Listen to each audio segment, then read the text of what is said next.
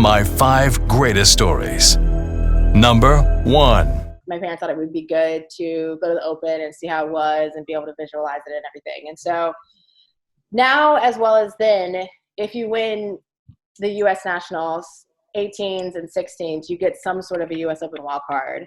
And I didn't know that at the time, but I ended up winning 16s Nationals one year, and that was just a disaster. Yeah, like we were in so many things, crazy things happened on that trip. Like it was so much fun, me and my dad, and we still laugh about it now. But somehow, some way, throughout all the drama, I managed to win the tournament. I played actually my best because I think I was so relaxed because so many things were happening. But I ended up getting a junior U.S. Open wild card and going there. Had no expectations. Going there, went there, got to the semis, and kind of, playing against much older players. Like I said, I think I was turning 14. Maybe I had my birthday during the tournament, and it kind of got at that age. It gets you a little bit of exposure if you do pretty well at the slams, and that from that moment on, I was kind of more on the pro track with my tournaments and things of that nature. Number 2. Jamea, could you share with us one of your favorite stories from being on the tour? Ooh, favorite stories from being on the tour. Well, my best memory on tour my best memories are from Fed Cup in general. My captain was Zina Garrison. I actually just heard her commentating a match at the Open, which is amazing. She was always sort of a mentor for me when I was coming up. So that was amazing. And I was on team with most of my friends. It was me, Shanae Perry, Vanya King, and the first time around it was Jill Krabis. And we were going into Germany to play. We had to win this match to stay in the world group. And the U.S. at the time had never fallen out of the world group, so there was a little bit of pressure on us to come out on top. And we definitely were underdogs. They had higher ranked players on their team and people who had played Fed Cup before. I had never played. Shanae had never played. Vanya had never played. And I think the press was just throwing match aid. They were roasting us. They called us, Jill Krabis and a bunch of rookies and everything. And so, yeah, we went there. I don't think I've ever been more nervous in my life, as playing as an individual, is very different than playing on a team. And I think I learned that even more when I went to school and kind of seeing how different people react to different levels of pressure and different types of pressure. And I was definitely very nervous. And Zina and I had more than a few talks. When I talk about chaos, I definitely had a few conversations with her with my disorganized way of handling a couple things. And there was a point in the week where she made me go clean my room because I was so disorganized and I was playing very disorganized tennis. And she said, "You're disorganized on court, you're disorganized off court. You need to get it together. You need to get your life. You need to get some clarity in your mind." So she made me go clean my room. And I came back and talked to her after. We had a great talk, and we ended up winning Fed Cup that week. And I played both singles matches, and I won both my singles matches. And it was a credit to kind of her coaching and seeing what, her teenage players kind of needed to go out and play freely and with clarity and compete, because so much of Fed Cup is so different, than regular competition. And looking back, that's definitely one of my best just playing experiences that I had, and to do it with all my friends and to do it with, a coach that I looked up to so much was really amazing for me. Number 3. So, if you get to the finals of any of the Wimbledon draws, you get to go to the ball. And so, of course, if you're a 14, 15, 16-year-old girl, this is the most important thing, that you go to the Wimbledon ball. So we ended up, everybody took someone else to the ball, or someone took their mom. So we ended up with one person from our group of like, I think we had 7 girls who initially didn't get a ticket to the ball. So, but it was already pretty cool to have so many girls, so many young players get to have that experience. I mean, how many people have played Wimbledon? Very small number. And then how many people have gotten to go to the Wimbledon ball? 4 girls finaled. 4 girls were able to take 4 people. We had 8 girls, and one of the girls who won was with her mom. And so she took her mom. One of the girls who won was in housing. So she took one of her housing people. So we ended up with 7 girls who could go. And so, 6 girls who could go. So one of the players got a ticket from one of the guys who was in the finals. So she was good. So we ended up with 1 player out of all, like we were just one team there, but we ended up with 7 players going to the ball and 1 player not able to go to the ball. So we felt so bad. Yeah, so we took this one play. Yeah, we were like, okay, what do you want to do? We will do whatever you want to do. So me and Eric, we took her to like the Eye. We were walking around downtown. We let her pick the restaurant we went to. We were sitting down and we were ordering. And I got a call from, one of the ladies that run the front desk at Wimbledon. They're so nice, so amazing. And she tells me, hey, one of the kids is not going to use his extra ticket. Do you want it? Like she basically hooked it up to where we got, an opportunity for this girl to go. And we were like, okay, fine, sure. Tell us where we have to be. We were like across town and we had to take this player back to Wimbledon Village so that she could get a dress. I mean, the ball was starting in like 30 minutes. And so she had to get a dress, get fitted, get her hair done, get to the ball. I mean, the clock was ticking. So I don't know how we even did this. I mean, we were sprinting across to get to the Uber station. Because like when you're in these like tourist places, you have to go to specific places to get your taxi, get your Uber. We were like a mile away. I mean, I was sweating, but we somehow within like 45 minutes got her back to Wimbledon Village. All the girls were still, I think they were there maybe like already done, but she had to pick her dress. She had to get her makeup done, her hair done, everything. And somehow ended up making it to the ball, and everyone was sending pictures. They all had a great time. Can you describe what the ball is like? Like, what do people wear, and like, what's the decorum and like that? Right. So like pretty much once you finish your match and you shower and you do your press and everything, you have to take pictures and stuff like that.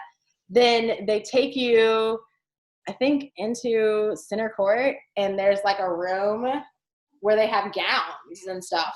And so you basically pick your gown, whatever. This is my color. This is my length, whatever. And then a seamstress will take it out or tuck it in or whatever, and they'll make it totally fit for you.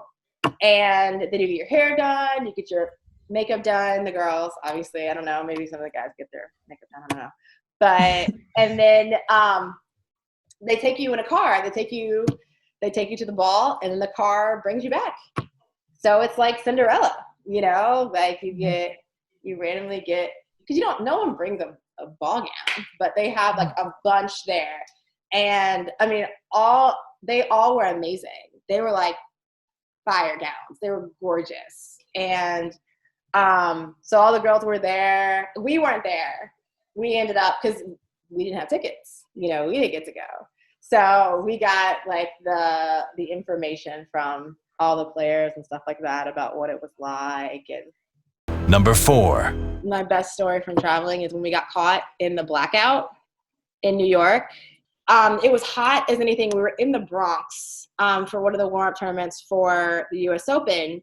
And I had actually just finished a match and I was cramping like anything. So the park just kind of brings in like nice, like sort of tents and stuff like that. And so I was just sitting in the tent trying to hydrate on my phone. And then all of a sudden, like my Wi-Fi goes out, my data goes out. I can't call anybody. I can't text anybody. And this was not that unusual at the time. And so I was like, okay, turn my phone off, blah, blah, blah, turn it back on, see what works. But then the people around me were all like, my phone's not working. My phone's not working. My phone's not working, right? And so then we start to panic when we hear the phone's not working. And one of the police officers, one of the security guards at the tournament comes into the tent and he tells everyone, you guys have to go. And we're all like, wait, what? What do you mean? Like, we're at a tournament. He's like, no, like Wi-Fi's out, the block's out. We think it's like a citywide blackout. So like you guys, it's going to be traffic. It's going to be mayhem. The tennis is canceled for the day. You guys have to go home. And so we're like, oh, okay, whatever. But the tournament at the time, our hotel was in the city, and the tournament was transporting people on this like school bus. So there was only like 1 or 2 school buses that could go back and forth. And there were more players and coaches there that could get on the school bus. So I found the one like coach who I knew had a car, and myself and 2 other players and my dad and one of the players' dads hopped in this car, and it was full. Like nobody else was getting in it. Like somebody was mad, but we took off. We were gone. But 2 things happened. So he had almost no gas, number 1. And number 2, I had just drank all of this water because I had cramped. And so I was trying to like rehydrate myself. So on the way back to the city, like time is of the essence because like the stoplights were out. So the longer that you're out, the worse traffic got, the more everybody was getting irate, the worse traffic was getting. And we were trying to make for time, but we had to stop and get him gas. Like in New York City, people don't pump their own gas. People have to come by and pump it for you. So we were like in a line for gas, and I like ran out and went to the bathroom, and then I came back in. Then we had to stop 2 more times for me to go to the bathroom. I felt so bad, but there was no lights, right? So I had to go in and had to keep the door open, a crack so that I could see.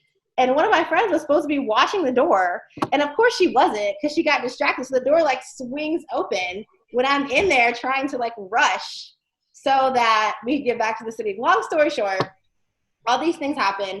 We hit traffic at like 85th or whatever.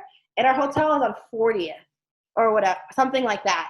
So we have to hop out of the car and walk 40 blocks with all of our stuff, with our bags, with like our coolers, everything. And I still have to stop like every 10 blocks to go to the bathroom. But no one's like letting people in because like, you have to pay and their machines are down. No one has any money, whatever. It takes us like 3.5 hours to get back to the hotel. And we get to the hotel and we're so happy. We made it finally. And of course, come to find out, elevators are down. Of course, they work on, electricity. So we take a little break and then we're like making our way up to the 17th floor. The people who were on the 6th floor, we were so jealous, they're like, hi guys. And then we had to go back down for food. It was just like the longest day of all time. And the next day we all went out and like bought shirts that said we survived the blackout. A fun story, but it was, and the next day they played. Like tennis was back on and everything. And how did that tournament end up going for you? I lost that day, and I ended up like I was just like getting through the match because I was cramping on court, and I just didn't want to stop. But if I had been able to hold out for like another 20 minutes, then it would have been canceled for the day, and I would have been able to come back the next day and play and live to play another day. So that was just bad timing. Number 5. So like one night we ended up getting tickets to a tournament in, you remember they used to have that tournament in La Jolla? Dominic, they used to have amazing WTA tournament. And hard courts is at Barnes, which is, they're pretty far apart. And so we went to a night match there.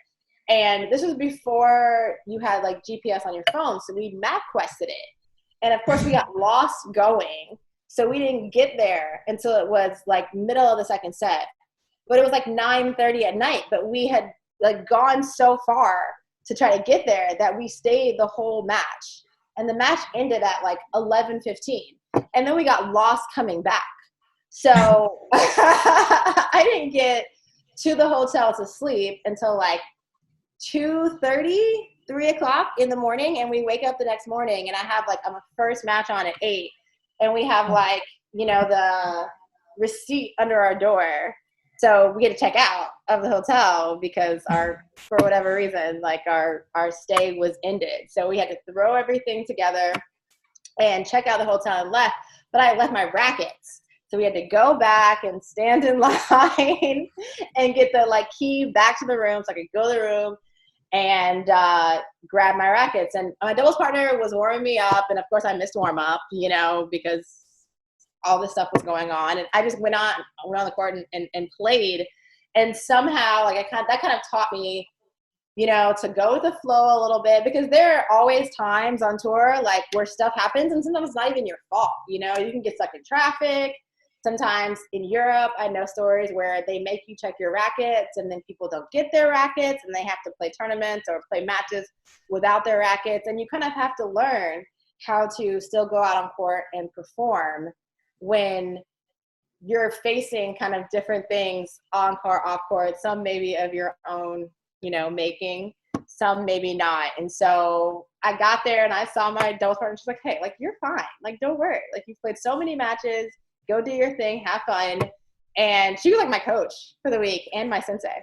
And yeah. And so I ended up, it actually played unbelievable that match, because I didn't have any time to think about it or panic or anything. So I would not suggest doing that to find your way, of course. And I promise you, I got more organized. Thank you for watching Tennis on Demand. Please remember to subscribe.